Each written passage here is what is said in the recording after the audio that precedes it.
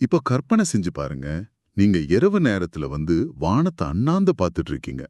ஒரு பக்கம் அணு ஆயுத போர் வந்துருமோ இல்ல உலகம் அழிஞ்சிருமோ அப்படிங்கிற பயம் உலகமெங்கும் பரவி இருக்கு. அப்போ திடீர்னு வானத்துல ஒரு மர்மமான பறக்கும் தட்டு தெரியுது. ம், ஒரு யுஎஃப்ஓ. ஆமா, அந்த யுஎஃப்ஓ விண்வெளியில இருந்து வரல.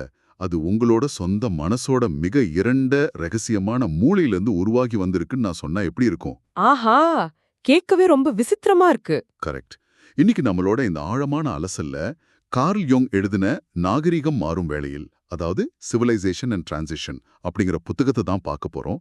இதுல மாபெரும் உலகப் போர்கள், அப்புறம் அந்த பறக்கும் தட்டுகள் பற்றிய வதந்திகள், நவீன சமூகத்துல தனி மனிதன் காணாம போனது, நிச்சயமா. இது எல்லாத்துக்கும் பின்னாடி நம்ம நனவழி மனம், அதாவது அந்த அன்கான்ஷியஸ் மைண்ட் எப்படி ஒரு மாபெரும் இயக்கு சக்தியா இருக்குன்னு தான் அலச போறோம். இதுல ரொம்ப பெரிய விஷயம் என்னன்னா, கார்ல் யுங் இந்த அன்கான்ஷியஸ் மைண்ட வெறும் கிளினிக்கல் ரூம்குள்ள இருக்கிற நோயாளிகளுக்கான ஒரு விஷயமா மட்டும் சுருக்கல. ஒரு பெரிய லெவல்ல பாக்குறாரு. ஆமா, அத ஒட்டுமொத்த மனிதக்குள்ள வரலாறு, கலாச்சாரம், அரசியல் நெருக்கடிகள்னு ஒரு பிரம்மாண்டமான ஸ்கேல்ல வச்சு பாக்குறாரு. இப்ப நம்ம நியூஸ் பேப்பர்ல செய்திகளை படிக்கும்போது எல்லாமே வெளியே நடக்கிற விஷயங்களா தான் தோணும். ஆமா, வெளியில யாரோ சண்டை போடுறாங்க அப்படின்னு தோணும். எக்ஸாக்ட்லி. ஆனா அந்த பிரச்சனைகளுக்கான உண்மையான உளவியல் வேர்கள் எங்க இருக்குன்னு புரிஞ்சுக்கிட்டாதான் இந்த உலகம் ஏன் இப்படி இயங்குதுன்னு உங்களுக்கு முழுசா விளங்கும். ஓகே, அப்போ அதை புரிஞ்சுக்க முதல்ல நாம சிக்மண்ட் ஃப்ராய்டுக்கும் யுங்குக்கும் இருந்த அந்த அடிப்படை முரண்பாட்டுல இருந்து ஆரம்பிக்கலாம்னு நினைக்கிறேன். தாராளமா ஆரம்பிக்கலாம். ஏன்னா பல வருஷமா இந்த அன்கான்ஷியஸ் மைண்ட் அப்படின்னாலே அது ஒரு குப்பை தொட்டி மாதிரி தான் நானே நினைச்சிட்டு இருந்தேன். நிறைய பேர் அப்படிதான் நினைக்கிறாங்க. நமக்குள்ள இருக்கிற சமூகத்துக்கு பயந்து வெளியே சொல்ல முடியாத பாலியல் ஆசைகள், அப்புறம் அந்த இருண்ட நினைவுகளை எல்லாம் தூக்கி போட்டு மூடி வைக்கிற ஒரு இருட்டறை. ஃப்ராய்டும் ஏறக்குறைய அப்படிதான் சொன்னார். ஆனா இவங்க இதை முற்றிலுமா மறுக்கிறாரு இல்லையா? ஆமா, முற்றிலுமா மறுக்கிறாரு. ஃப்ராய்டோட அந்த பார்வை ரொம்பவே குறுகியதுன்னு இவங்க நினைச்சார். ஃப்ராய்டு மனித மனசுல நடக்கிற எல்லாமே குழந்தை பருவத்துல அடக்கப்பட்ட பாலியல் உணர்வுகளோட அடிப்படைதான்னு விளக்க முற்பட்டார். ஆனா யுங்கு தன்னோட ஆய்வுகள் மூலமா கவனிச்சது வேற. நனவெளி மனம்ங்கிறது வெறும் ஒரு இருட்டறையோ இல்ல ஒரு குப்பைக்கூடையோ கிடையாது. அது ஒரு மாபெரும் ஆற்றல் தளம். சொல்லப்போனா அது நம்ம கான்ஷியஸ் மைண்டுக்கு எப்பவுமே ஒரு காம்பன்சேட்டரி சக்தியா செயல்படுது. அதாவது ஒரு ஈடு செய்யும் சக்தியா? ஆமா, ஒரு ஈடு செய்யும் சக்தியானா இயங்குது. ஈடு செய்யும் சக்தினா, இப்ப நம்ம நனவு மனம் ஒரு பக்கமா ரொம்ப அதீதமா சாயும்போது அதை பேலன்ஸ் பண்ண அன்கான்ஷியஸ் மைண்ட் வேலை செய்யுதுன்னு சொல்றீங்களா? கரெக்ட். இது எப்படி இருக்குன்னா, பைப்ல அடைச்சு வச்ச தண்ணி மாதிரி ஒரு தேக்க நிலை இல்லாம மின்சாரம் மாதிரி ஒரு மாபெரும் சக்தி நம்மளை இயக்குற மாதிரி இருக்கு. அந்த மின்சார உதாரணம் ரொம்ப பொருத்தம். இந்த ஈடு செய்யும் தன்மை எப்படி வேலை செய்யுதுன்னு புரிஞ்சுக்க அந்த புத்தகத்துல யுங் குறிப்பிடுற ஒரு வயதான பெண்ணோட கனவை நான் சொல்றேன். அது ஒரு மிகச்சிறந்த உதாரணம். ஓ, அந்த கனவு என்னன்னு சொல்லுங்களேன். முதல் உலகப் போர் நடந்துகிட்டு இருந்த காலகட்டம் அது. யுங் கிட்ட ஒரு வயதான பெண்மணி வராங்க. அவங்க ரொம்ப தீவிரமான மத நம்பிக்கை கொண்டவங்க. ஓகே. எப்பவுமே தன்னை ஒரு மிகச்சிறந்த ஆன்மீகவாதியா, தூய்மையானவரா, மத கோட்பாடுகளை தவறாம கடைபிடிக்கிறவரா காட்டிக்கிறவங்க. ஆனா அவங்களுக்கு தொடர்ந்து ஒரு பயங்கரமான கனவு வருது. அந்த கனவுல என்ன நடக்குது? கனவுல அவங்க வழக்கம் போல ரொம்ப தீவிரமா ஆன்மீக பாடல்களை பாடிட்டு இருக்காங்க. அப்ப ஜன்னலுக்கு வெளியே ஒரு காளமாடு பைத்தியம் பிடிச்ச மாதிரி வெறித்தனமா ஓடி எகிரி குதிச்சு. ஆமா, எகிரி குதிச்சு தன் சொந்த காலைய முறிச்சுக்குது. அடிப்பாவி, மாடு தன் காலையே முறிச்சுக்கிச்சா? ஆமா, அந்த மாடு வலியில துடிக்கிறத பார்த்து யாராவது அதை கொன்று அதோட வலிய குறைக்க கூடாதான்னு அவங்க ரொம்ப பதறாங்க.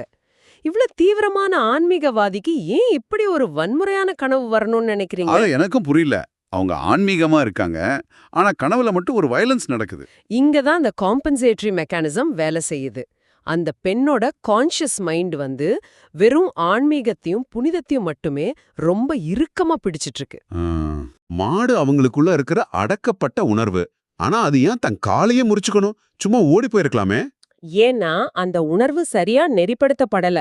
உலகப் போரோட கொடூரங்களை பார்த்து அவங்களோட மத நம்பிக்கையே ஆட்டம் காணும்போது அவங்க அதை மறைக்க இன்னும் தீவிரமா பாடுறாங்க.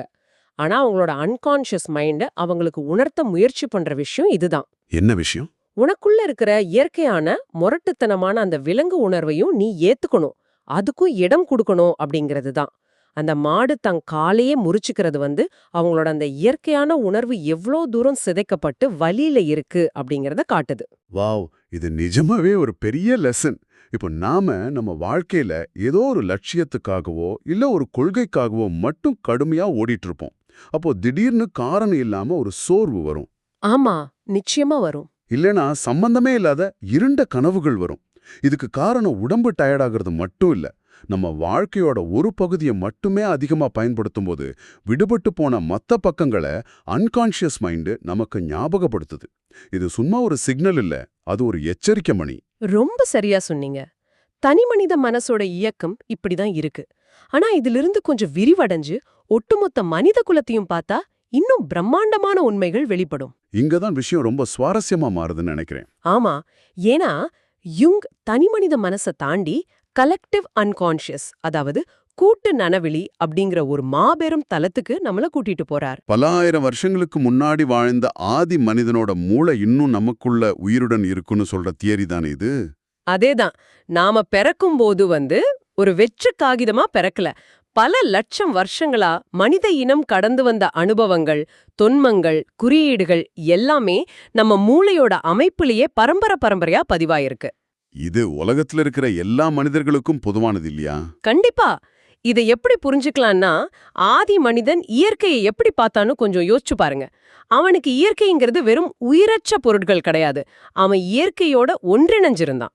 இதத்தானே பார்ட்டிசிபேஷன் மிஸ்டிக் அப்படின்னு சொல்றாங்க. கரெக்ட், அதே வார்த்தை தான். ஆதி மனிதன் தன் மனசுல இருக்கிற விஷயங்களை இயற்கையின் மேல ஏற்றி பார்த்தான். அவனுக்கு மரத்துல கடவுள் இருந்தார், கல்லுல ஆவி இருந்தது, விலங்குகள் கிட்ட பேய்கள் இருந்தது. உலகமும் அவனும் உளவியல் ரீதியா பிரிக்க முடியாதபடி இணைஞ்சிருந்தாங்க. ஆமா, ஒரு மரத்தை வெட்டுவது அவனுக்கு தன் உடம்புல ஒரு பகுதியை வெட்டுறதுக்கு சமமா இருந்தது. இயற்கைக்கும் அவனுக்கும் நடுவுல எந்த எல்லையும் கிடையாது. அவனோட மனசு இயற்கையோட கலந்து கிடந்தது. ஆனா இப்போ நம்ம அப்படி இல்லையே. நம்மகிட்ட தான் சயின்ஸ் இருக்கே. நாம தான் அறிவியலால இயற்கையை வெற்றி கொண்டுட்டோமே. இப்போ மரத்துல ஆவி இருக்கு, கல்லுல சாமி இருக்குன்னு எல்லாரும் நம்புறது இல்லையே. நாம் அப்படி நம்புறோம். ஓ, அப்படி நம்புறோம். ஆனா உண்மை வேறயா? ஆமா, ஆதி மனிதன் இயற்கையின் மேல தன் ஆன்மாவை ஏற்றி பார்த்தான். நாம இன்னைக்கு இயற்கைய அறிவியலால உயிரற்றதா மாத்திட்டோம். ஆனா அந்த பழங்கால உணர்வுகள் நம்மள விட்டு போகல. அது நம்ம நனவழி மனசின் ஆழத்துல அப்படியே தேங்கி நிக்குது. கொஞ்சம் விளக்கமா சொல்ல முடியுமா? அதாவது பகுத்தறிவு அப்படிங்கிற ஒரு ரொம்ப மெல்லிய மேலடுக்குக்கு கீழே இன்னும் அந்த ஆதி மனிதன் ஒரு பெரிய சீற்றத்தோட காத்துட்டு இருக்கான். நாம இன்னைக்கு நம்ம கார் ரிப்பேர் ஆனா அதை கோபமா உதைக்கிறோம். உயிரற்ற ஒரு பொருள் மேல கோபப்படுறோம். ஆமா, லேப்டாப் ஹேங் ஆனா கூட தட்டுறோம். அதுவும் ஆதி மனிதனோட எச்சம்தான். ஒரு நிமிஷம். அப்போ இவ்வளோ நாகரிகம் வளர்ந்தும் ஐக்கிய நாடுகள் சபை மாதிரி உலக அளவிலான அமைப்புகளை வச்சு போர்களை தவிர்க்க முயற்சி பண்றோம். உலகளாவிய சட்டங்கள் இருக்கு. அப்படி இருந்தும் ஏன் ஒரு நாடு இன்னொரு நாட்டை பார்த்து இவ்வளோ பயப்படுது? நாம ஆதி மனிதனை விட அறிவாளியா மாறிட்டோம்னு நினைக்கிறது பொய்யா? உண்மையை சொல்லணும்னா நாம ஆதி மனிதனை விட எந்த விதத்திலயும் மேம்படல அப்படிங்கறது தான் யுங்கின் வாதம். என்னது மேம்படலையா? ஆமா, நீங்க கேட்ட இந்த கேள்விக்கான விடை ப்ரொஜெக்ஷன், அதாவது ஏற்றி பார்த்தல். நமக்குள்ள இருக்கிற இருண்ட பக்கத்தை, வன்முறைய, குறைகளை நேருக்கு நேர் பார்க்க நம்ம நனவு மனம் தயாரா இல்ல. இதையே யுங் ஷேடோ அப்படின்னு சொல்றார். ஓ, அந்த ஷேடோ. அந்த இருண்ட பக்கத்தை நாம ஏத்துக்காததால அத நனவிலி மனசுக்குள்ள தள்ளிடுறோம். அது அங்க அமைதியா இருக்காது. அது வெளியே இருக்கிற மனிதர்கள் மேலையும் அண்டை நாடுகள் மேலையும் ஏற்றி பார்க்கப்படுது. நான் நல்லவன், என் நாடு புனிதமானது, ஆனா அந்த எதிரி நாடு இருக்கே அது அரக்கர்களோட கூடாரம் அப்படின்னு ஒவ்வொரு நாடும் நம்புது. இதுதான் நடக்குது. எக்ஸாக்ட்லி, இதுதான் பிரச்சனையின் ஆணிவேர். பழங்குடி மக்கள் பக்கத்து கிராமத்து மக்களை பார்த்து பயந்த அதே உளவியல் தான் இன்னைக்கு அணு ஆயுதங்களை வச்சுக்கிட்டு இரண்டு வல்லரசு நாடுகள் ஒண்ணு பார்த்து பயப்படுறதுக்கும் காரணம். வாவ். நமக்குள்ள இருக்கிற இருட்டை தான் நம்ம மத்தவங்க முகத்துல பாக்குறோம். நம்மளோட சொந்த ஷேடோவை நம்ம சமாளிக்காததால தான் அது மாபெரும் உலக போர்களாகவும் அழிவுகளாகவும் மாறுது. நம்ம மனசுக்குள்ள இருக்கிற பிரச்சனை எப்படி வெளியே உலகப் போர் அளவுக்கு வெடிக்குதுன்னு இப்போ ரொம்ப தெளிவா புரியுது. இந்த இடத்துல தான் தனி மனிதனுக்கும் மாபெரும் அரசுக்கும், அதாவது மாஸ் ஸ்டேட்டுக்கும் உள்ள உறவை பத்தி நம்ம பேசணும்னு நினைக்கிறேன். கண்டிப்பா பேசணும். ஏன்னா இந்த உளவியல் வீழ்ச்சி எப்படி ஒட்டுமொத்த சமூக பேரழிவா மாறுதுங்கிறதுக்கு தான் காரணம். இது நவீன காலத்தோட மிகப்பெரிய சோகம் அப்படின்னே சொல்லலாம். சயின்ஸு, பகுத்தறிவு, புள்ளி விவரங்கள் இது மூலமா இன்னைக்கு நவீன மனிதன் ஒரு வெறும் எண்ணாக சுருக்கப்பட்டுட்டான். வெறும் ஒரு நம்பர். ஆமா, ஸ்டாட்டிஸ்டிக்ஸ்ல சராசரி மனிதன் ஒருத்தர் இருக்கான். ஆனா நிஜத்துல அப்படி ஒரு மனிதன் உலகத்துல இல்லவே இல்ல. ஒவ்வொரு தனி மனிதனும் தனித்துவமானவன். ஆனா இந்த மாபெரும் அமைப்புகள் தனி மனிதனோட தார்மீக பொறுப்பையும் தனித்துவத்தையும் தட்டி பறிச்சுக்குது. இப்போ எனக்கு என்ன தேவை, நான் எதை நம்பணும் அப்படிங்கிறத நான் முடிவு பண்றதுக்கு பதிலா அரசும் பெரிய அமைப்புகளுமே எனக்காக முடிவு பண்ண தொடங்கிடுது. மூல புத்தகத்துல இதை பத்தி ரொம்ப தெளிவா சொல்லப்பட்டிருக்கு. என்ன சொல்லியிருக்காரு? அதாவது, ஒரு விஷயத்தை நான் தெளிவா சொல்லிக்கிறேன். இது நம்மளோட சொந்த கருத்து இல்ல, புத்தகத்தில் இருக்கிறத அப்படியே சொல்றோம்.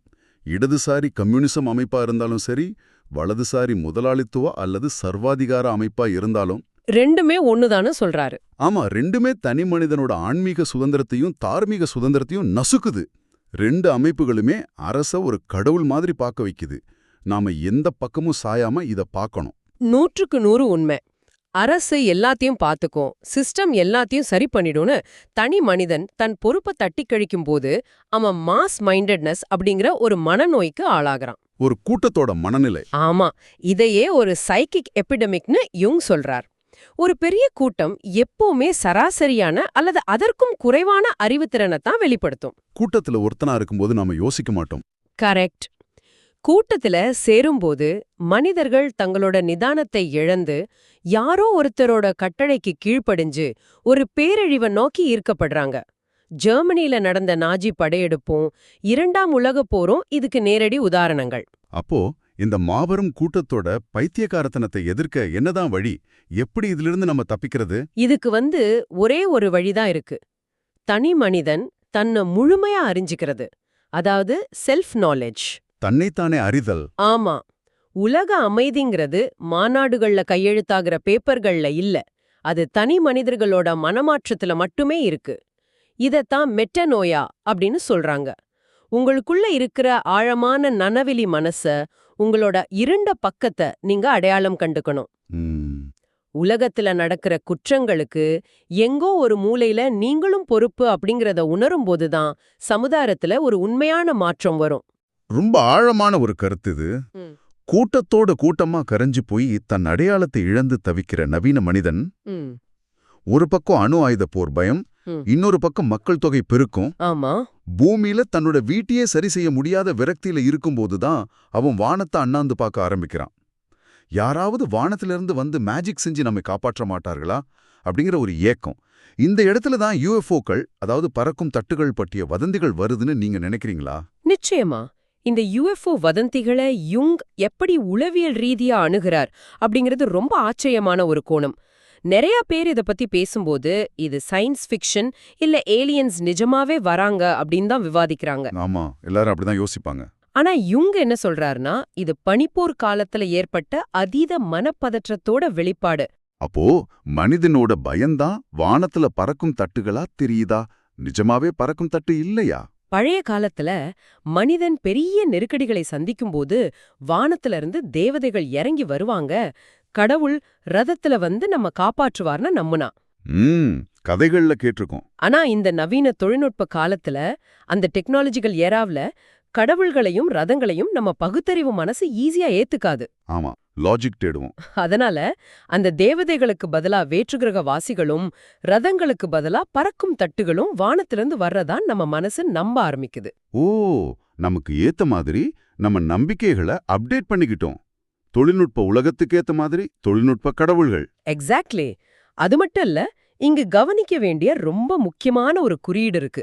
அந்த யூஎஃப்ஓக்களோட வடிவம், அது ஏன் எப்பவுமே வட்டமா இருக்குன்னு நீங்க யோசிச்சிருக்கீங்களா? ஆமா, எப்பவுமே ஒரு தட்டு மாதிரி வட்டமா தான் இருக்கும். ஏன் அப்படி? வட்ட வடிவம் அப்படிங்கிறது உளவியல்ல மண்டலா அப்படின்னு அழைக்கப்படுது. இது முழுமையின் குறியீடு, அதாவது சிம்பிள் ஆஃப் ஹோல்னஸ். வாவ், சிதைந்து போன பிளவுபட்ட நவீன மனிதனோட மனசு தன்னை அமைதிப்படுத்திக்கிறதுக்காக தனக்குள்ள இருக்கிற அந்த முழுமைக்கான ஏக்கத்தை வானத்துல ஒரு வட்ட வடிவ பறக்கும் தட்டா கற்பனை பண்ணி பாக்குது. ரொம்ப சரியா சொன்னீங்க. மனித குலம் தன்னோட சொந்த அழிவை நினைச்சு பயந்து எந்த அரசியல் தலைவர்களாலும் நம்மை காப்பாற்ற முடியாதுன்னு உணரும்போது நம்ம நனவிலி மனம் இந்த உயிர்காக்கும் குறியீடுகளை வானத்துல உருவாக்குது. இது உண்மையா பறக்கும் தட்டா இல்லையா அப்படிங்கிற சயின்ஸ் விவாதத்தை தாண்டி இது மனித மனசோட ஒரு மாபெரும் உளவியல் உண்மை. வெளியே தேடுற பல விஷயங்கள் உண்மையில நமக்குள்ள இருக்கிற வெற்றிடத்தோட வெளிப்பாடுதான். உலகப் போர்களோட உளவியல்ல ஆரம்பிச்சு கூட்டு நனவெளி, அரசிடம் தனிமனிதன் அடிமையானது, கடைசியா பறக்கும் தட்டுங்கள் அப்படிங்கிற நவீன கட்டுக்கதை வரைக்கும் நிறைய விஷயங்களை நாம ரொம்ப ஆழமா பார்த்துட்டோம். ஆமா, ரொம்ப விரிவான ஒரு தேடல் இது. இறுதியா சிந்திப்பதற்கு ஒரு புதிய கேள்வியை நான் வைக்கிறேன். இன்னைக்கு நாம விண்வெளியை ஆராய்வதிலும் செவ்வாய் கிரகத்துல குடியேறுவதிலும் வேற்று கிரகவாசிகளை தேடுவதிலும் இவ்ளோ அதீத ஆர்வம் காட்டுறமே, உண்மையிலே நாம ஏன் அதை செய்றோம்? நல்ல கேள்வி. ஒருவேளை நமது சொந்த மனசோட இருண்ட ஆழத்தை, அந்த இன்னர் ஸ்பேஸ ஆராய்வது நமக்கு ரொம்ப பயத்தை ஏற்படுத்துவதால தானோ? நீங்களே கொஞ்சம் சிந்தியுங்கள். அந்த பயத்தை தாண்டி உள்ளே போறதுதான் உண்மையான தீர்வு. உலகை காப்பாற்றும் சக்தி எந்த அரசிடமும் இல்லை, எந்த தொழில்நுட்பத்திடமும் இல்லை. அது உங்க மனசிற்குள் உங்களுடைய சுய அறிதலில் மட்டுமே உள்ளது அப்படிங்கறத இந்த விவாதம் நமக்கு ரொம்ப தெளிவா உணர்த்துது. இவ்வளோ நேரம் கேட்டதுக்கு ரொம்ப நன்றி. இந்த Tamil voice read channel monetisation இல்லாம தான் நடக்குது. இந்த ஆடியோ புத்தகம் உங்களுக்கு பயன் தருது என்று நினைத்தால் இந்த முயற்சி தொடர்ந்து போக உங்க ஆதரவும் இடையும் உதவும்.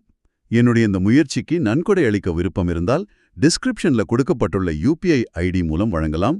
உங்களால் முடிந்த அளவு போதும். சிறிய ஆதரவும் பெரிய உதவிதான். இந்த வீடியோ உங்களுக்கு பயனுள்ளதாக இருந்தா சப்ஸ்கிரைப் பண்ணுங்க, மற்றவர்களுக்கும் பகிர்ந்து கொள்ளுங்கள். இந்த கருத்துக்கள் அவர்களுக்கும் தேவையாக இருக்கலாம். லைக் பண்ணுங்க, உங்க கருத்துக்களை கமெண்ட்ல பகிருங்க. மனப்பூர்வமான நன்றி.